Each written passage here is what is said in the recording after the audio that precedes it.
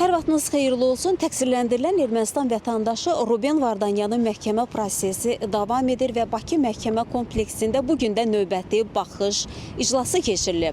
Hazırki mərhələdə iş üzrə keçən çoxsaylı sənədlər, sübutlar, faktlar araşdırılır və zərər çəkənlər ifadə verirlər. Həmin zərər çəkənlər Ermənistan Azərbaycana qarşı apardığı təcavüzkar müharibə və işğalçılıq siyasəti nəticəsində 2021, 2022, 2023-cü ildə zərər çəkənlərdir.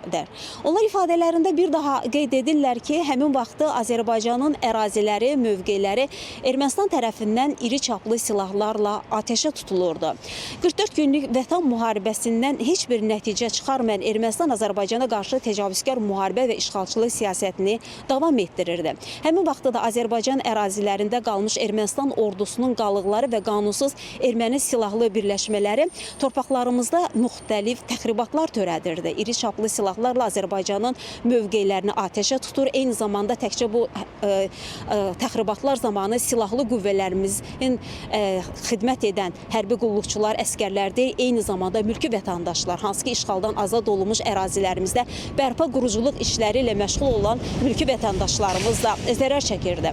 Məhkəmə prosesində həm də Ermənistan Azərbaycana qarşı apardığı mina terrorundan zərər çəkənlər ifadə verirlər. İfadələrdə bir daha təsdiqini tapır ki, 2020-ci ildən sonra da Ermənistan Azərbaycana qarşı mina terrorunu davam etdirir və həmin vaxtda hələ də işğal altında saxlanılan Laçın dəhlizi vasitəsilə minaları Azərbaycan ərazilərinə gətirirdi, burada bastırırdı. Həmin minalardan təkcə silahlı qüvvələrimizin xidmət edən əskər və qulluqçular, hərbi qulluqçular deyil, həmçinin mülki vətəndaşlar da zərər çəkirdi. Anaman əməkdaşların da ifadələrindən bəlli olur ki, aşkarlanan minalar həmin vaxtda əsasən son illər bastırılmış minalar Ermənistan istehsalı olub. Zərər çəkənlər ifadələrində hansı şəraitdə necə zərər çəkdikləri barədə ifadə verirlər və qeyd olunur ki, Ermənistan silahlı qüvvələri Azərbaycanın hətta ərazilərini iri çaplı silahlarla ateşə tutarkən üzərində tanınma nişanı olan belə avtomobilləri də ateşə tuturdu.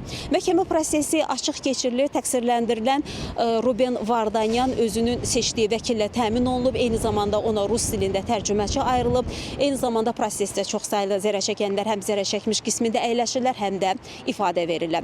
Biz ASV komandası olaraq açıq keçən məhkəmə iclası ilə bağlı mütəmadi məlumatları tamaşaçıların diqqətinə çatdırırıq. Bugünkü açıq keçən iclasla da bağlı bizim xəbərlərin növbəti buraxılışında xüsusi reportajımız olacaq ki, onu da tamaşaçıların diqqətinə çatdıracağıq. Hələlik isə bu saata çatdıracaqlarımız bu qədər. Buyurun, söz yenidən mərkəzdə, studiyadadır.